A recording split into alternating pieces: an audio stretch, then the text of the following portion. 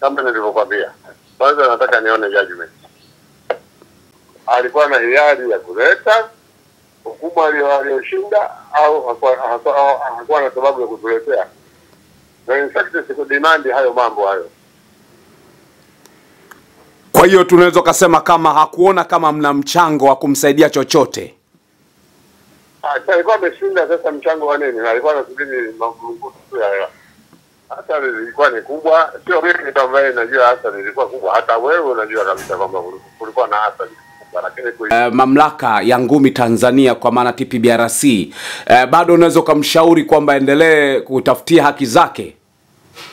Sasa akija tukaangalia, akija na judgment, ni rahisi ukisoma judgment ilivyoandikwa, unaweza ukatoa ushauri na upande kama nilivyokuambia. Kwanza nataka nione judgment. Nikiona judgment ndio naweza nikatake side, kwa sababu unajua unapopeleka swala mahakamani unaona kwamba hapa nina haki, nimehukumiwa, nimefanywaje. Ndio. Habari ya muda huu? Salama bwana, hali yako? Mungu ni mwema. Habari za shughuli zaidi? Asante, salama. Unaongea na Lugano Izari, mtangazaji wa michezo. Tumekupigia kama kaimu mwenyekiti wa boxing Tanzania TPBRC. Tumesikia taarifa kuhusiana na Amosi Mamakula pamoja na Azam, sakata ambao liko katika taharuki kubwa sana kwenye ngumi. Kwa upande wako jinsi ambavyo umesikia kama kaimu mwenyekiti wa ngumi Tanzania kwa maana TPBRC, mmelipokeaje hili? Mimi nimelipokea kwa moyo mkunjufu, kwa moyo wa furaha, kwa sababu nahisi kwamba wanaweza wakarudi ulingoni, na wakirudi ulingoni manake maendeleo ya nani yatakwenda kasi sana ya mchezo. Jinsi ambavyo unasema umepokea vizuri sana, lakini inaonekana kwa upande wa bondia ambaye naye pia yuko upande wako, manake hujasikitishwa kwamba bondia ambaye pengine naye alikuwa anataka haki zake naye kukwama kwake ni kwamba hujafurahishwa au umefurahishwa? Bana, unajua nini? Swala lilikuwa mahakamani. Mahakamani kuna sheria zake. Sasa ukimsikiliza bondia atakwambia nimekosewa hapa. Unaona bana? Lakini nani anayejua sheria? Anayejua kutafsiri sheria ni mahakama. Kama ametafsiri wakakuta kwamba madai yale yalikuwa irrelevant, yalikuwa hayakukaa vizuri, basi unapoteza mtu. Sasa ukipoteza unaanza kulia au unafanyaje? Lakini inawezekana kwamba bado akawa anahitaji kuendelea kupambana ili kuweza kupata haki zake. Kwa upande wako kama kiongozi katika mamlaka ya ngumi Tanzania kwa maana TPBRC, bado unaweza kumshauri kwamba endelee kutafutia haki zake? Sasa akija tukaangalia, akija na judgment, ni rahisi ukisoma judgment ilivyoandikwa unaweza ukatoa ushauri, lakini kabla hujaona judgment nitakuwa nazungumzia tu bila kujua nini kimeamriwa, kwa nini kimeamriwa hivyo. Lakini yote katika yote, ngumi zilikuwa zimeathirika kwa kiasi gani kwa maana ya Azam kujitoa mara baada ya tukio hilo? Naona alisitisha hata shughuli zake, na athari zake kama kaimu mwenyekiti wa TPBRC, athari ilikuwa ni kwa kiasi gani? Athari ilikuwa ni kubwa, sio mimi ndio ambaye najua athari ilikuwa kubwa, hata wewe unajua kabisa kwamba kulikuwa na athari kubwa, lakini kuipima kwa kipimo fulani kwamba labda ilikuwa ni kwa kiasi gani inakuwa ni vigumu, lakini athari ilikuwepo, ni kubwa. Hamasa ilipungua sana. Unajua watu walikuwa wameshazoea nani vitasa. Wasikia siku fulani kuna vitasa, basi watu wanajiandaa, wanapiga vingamuzi, wanafanya nini, wanachangamka, wanasubiri kuenjoy. mchezo, lakini sasa hiyo kitu ilipotea kwa muda na vijana atavunjika moyo. Unajua vijana anapoonekana yuko kwenye ring anacheza na ndugu zake wanamwangalia kijana wao, ilikuwa pia hamasa kubwa sana.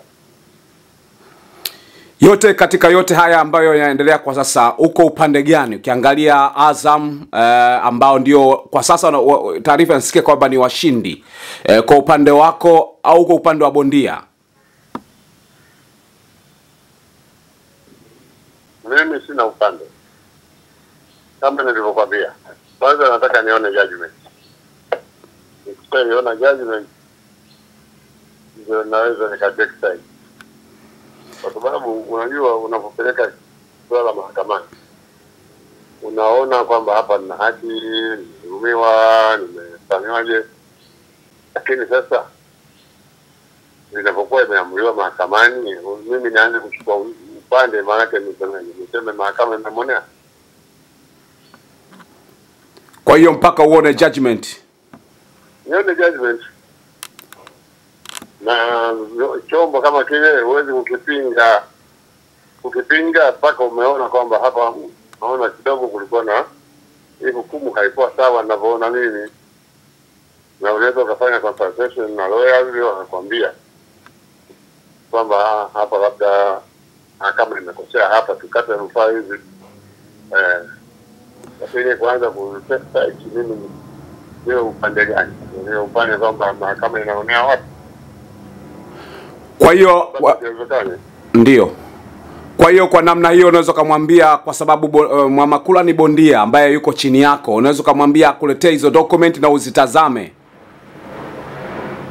Kamwambia alete judgment, tukae tujadiliane. Na kwa upande wa Azam vipi? Nao wanaweza kukuletea, kwa sababu pia nao ni wadau katika ngumi. Siwezi kuwaomba wao waniletee. Nitakayemuomba alete judgment ni huyu aliyekuwa amekatiwa rufani,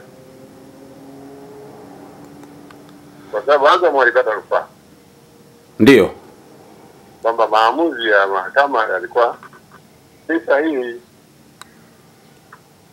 kwa sababu 1, 2, 3 wakajenga hoja zao. Kama mahakama tena imeamua mimi nipingane na mahakama, unanishawishi vipi wewe bwana?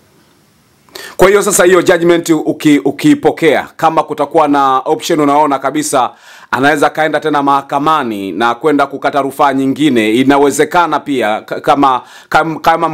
kama kaimu mwenyekiti kwa kumtetea bondia wako. Kumtetea unamtetea mahali ambapo anastahili utetezi, lakini utetezi sasa wa mahakama, mimi nitakwenda kusimama vipi kutetea kupingana na mahakama kama naona kabisa point zilizoelezwa kwenye hukumu zina mantiki, kama vifungu vilivyotupilia mbali shauri lile ukiviona vina nguvu sheria, hakuna haja, tunakubali yaishe tu. Lakini kuna baadhi ya mabondia, kaimu mwenyekiti, kuna baadhi ya mabondia ambao wao walikuwa upande wa Azam, hawakuwa upande wa Amos Mwamakula. Ni kwa sababu ya wao wanaonekana waliathirika kwa kiasi kikubwa sana. Wewe unaweza kuzungumziaje hiki? Nina takwimu. Ndio. Nina takwimu. Una tatizo nao? Nina takwimu za kuweza kunieleza kwamba pande walikuwa na masikitiko kiasi gani, kwa sababu sijakutana na hayo manunguniko yao. Ningekutana nayo yawezekana yapo, na kwa vyovyote pengine yalikuwepo, lakini sasa sina takwimu za kusema ninawatumia wamekuwa affected doctors au watu 50 au watu wangapi walikuwa wanaombea hukumu iliyotoka, kwa sababu kutoka kwa hukumu sio mwanzo wa nani wa kwamba sasa kesho Azam anarudi kudhamini mchezo wa boxing. Anaweza akarudi, anaweza asirudi. Lakini unasemaje hasa wakati kwa sasa hivi unatamani kuona mabondia wanafanikiwa hasa kwenye shughuli zao wanapofanya shughuli zao za ulingoni, lakini kwenye ubunifu pia, kama ambavyo Amosi Mwamakula alikuwa anahitaji kile ambacho alibuni na alikuwa na ushahidi kwamba kinamhusu yeye. Hii kinaenda kuathiri kwa kiasi gani ndapo kama kweli atakuwa ameshindwa na hakuna hatua nyingine ambayo anatakiwa kwenda kukata mbele, labda rufaa na vitu kama hivyo? Kama kaimu mwenyekiti wa mabondia kutoka TPBRC, unaona inaenda kuathiri kwa kiasi gani mabondia ambao wengine wanakuwa na mawazo yao ambayo baadaye itabidi watoe sasa kwenye umasikini, lakini bado inakuja kuwakwamisha kwenye maamuzi ya kimahakama? Nasema hivi, nimesema kwamba mpaka nione judgment. Nikishaona judgment ndio nitajua, lakini sisi boxer kama boxer anapokuwa na maudhui yake, mkataba wa maudhui ya yeye na Azam sijawahi kuuona. Unasikia bwana, walikuwa na makubaliano ya aina gani? Yalikuwa yamevunjwa kiasi gani? Unafahamu bwana, lakini ninavyojua sisi boxer, hiyo maudhui ni tofauti na boxer. Yeye kama boxer hata anaitengeneza ulingoni. Sasa ile ya ulingo ni hiyo maudhui ambayo alikuwa ameyatengeneza, lakini wakawa na makubaliano ambayo mimi sijayaona. Kwa hiyo siwezi kushabidia kwamba ukweli wamekosea au alikuwa na haki au hana haki, siwezi. Kwa hiyo hata ile kwa maana ya hukumu ya mwanzo kabla ya kukata rufaa kwa Azam bado ulikuwa hujaiona? Binafsi sikuiona. Kwa nini nini kilikuwa kikwazo mpaka kutokuiona? Manake kama ni bondia ndo ambaye yuko chini yako, ni kitu gani bondia mwenyewe kutaka au mwenyewe ukutaka kwenda kuifuatilia? Unajua hukumu ile ilikuja wakati tuko kwenye transition kutoka kwenye kamati ilikuwa imechaguliwa na wanachama kuja sisi kamati teule ya waziri. Unafahamu? Ndio. Kwa hiyo alikuwa na hiari ya kuleta hukumu aliyoshinda au hakuwa na sababu ya kutuletea. Na in fact siku demand hayo mambo hayo. Kwa hiyo tunaweza kusema kama hakuona kama mna mchango wa kumsaidia chochote. Alikuwa ameshinda, sasa mchango wa nini? Alikuwa anasubiri mambo tu ya hela.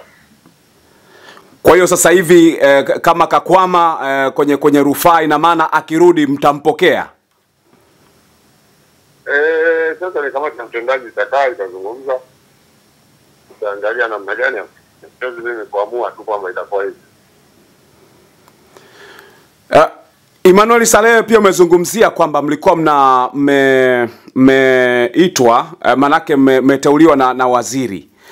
Naona kuna vipindi mbalimbali mmeongezewa nafasi mbalimbali mpaka sasa inakaribia mwaka na sasa hivi kwenye nafasi hiyo. Pengine ni nini ambacho kinaendelea sasa hivi? Bado mnaendelea kukaimu au kuna process inaendelea kwa ajili ya kuhakikisha boxing inakuwa na viongozi ambao wamechaguliwa na wanachama? Tuko sehemu za mwisho za kukamilisha yale tuliyoagizwa. Tukishakamilisha tutaitisha uchaguzi, watu watachaguliwa, wataendeleza gurudumu kama kawaida. Hatuna haja, hatuwezi kung'ang'ania kitu. Kung'ang'ania wakati ni kamati ya muda. Na pengine tuliopewa tukiamaliza na tuko ukingoni kuyamaliza. Tukishamaliza tutaitisha uchaguzi. Mwenyekiti, ukingoni mpaka kesho bado hajafika, na pengine ni muda gani ambao unaweza kuutumia mpaka kufika ukingoni? Sasa hiyo siwezi nikasema, lakini sio mbali. Kwa hiyo unaweza kusema kama mwezi mmoja hivi tu umebakia. Sitaki kujikomiti kwa hilo, lakini ni process. Bado kuna process, japo sio ndefu. Na sisi tunapenda sana tuimalize mapema ili uongozi wa kuchaguliwa uchukue nafasi yake. Na hilo jambo ni lile ambalo lilikuwa nazungumzwa kuhusiana na kuboresha katiba iliyopo kwa sasa, au ni nini ambacho mlipewa? Bana, mimi nimekwambiaje? Ndio. Tulipewa majukumu 1, 2, 3. Tuko ukingoni tunayamalizia. Mwenyekiti, watu wangetaka kufahamu ni majukumu ya siri au ni majukumu ambayo yanatakiwa watu wafahamu? Watu gani wafahamu? Manake wadau wa ngumi pia wanataka kufahamu kama ni kuboresha, kwa sababu kuna taarifa zisikika kwamba kuna uboreshwaji wa katiba iliyopo sasa ambayo ilikuwa na baadhi ya mapungufu. Ni sehemu moja hapo ya majukumu tuliyopewa. Kwa hiyo kuna mengine tena. Yeah. Basi ni kushukuru sana kwa kuungana nasi, pengine tumepata kufahamu msimamo kidogo wa TPBRC kuhusiana na tukio la Mwamakula, lakini pia kuhusiana na nini ambacho kinaendelea mpaka sasa. Asante. Asante na kushukuru sana. Haya. Asante sana.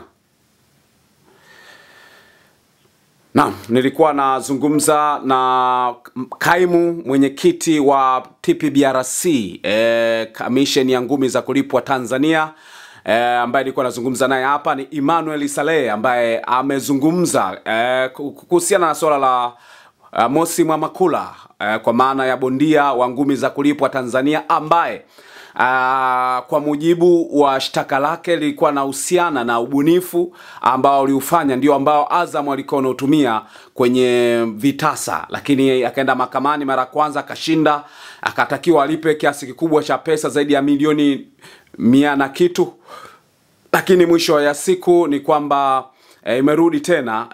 Azam akakata rufaa, na taarifa zilizopo ni kwamba Azam wameshinda rufaa hiyo, na kwa upande wa TPBRC wao wanamtaka kwa maana ya bondia apeleke document ili waweze kuona kilichokuwa kimeendelea, licha ya kwamba alipokuwa ameshinda hakuweza kuwapelekea na akawa anasubiria kibunda chake tu. Lakini uongozi wa ngumi za kulipwa Tanzania wao wamesema kwamba tunahitaji apeleke, kwa maana alete zile document zake ili waweze kuona kama kuna chochote ambacho wanaweza kunote, kama ni nini au wamshauri kitu gani kwa ajili ya hapo baadaye. Basi mimi ni hayo kutoka hapa Like Media, nilipokuwa nikizungumza na kaimu mwenyekiti wa Commission za ngumi za kulipwa Tanzania TPBRC, Emmanuel Saleh, akizungumza hayo mengi katika michezo. Mimi naitwa Lugano Israel. Asante sana kwa ambao wamechagua Like Media. Paka wakati mwingine tutaendelea kuwepo hapa. Subscribe channel hii uwe miongoni mwa watu ambao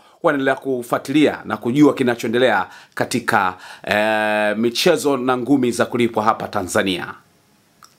Chao.